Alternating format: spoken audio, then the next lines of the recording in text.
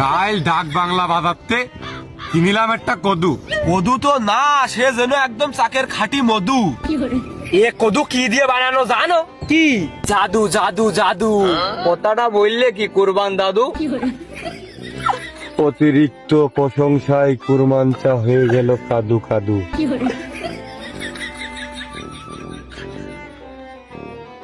এ লাগবে নাকি? কি শাড়ি কাপড়?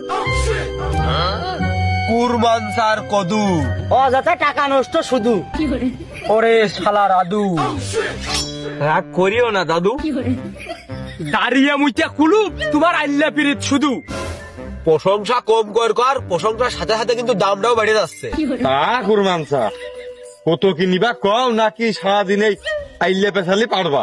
এইটা তো আমার কদুর ক্ষেত না দাদু ঘর। মানুষজন আস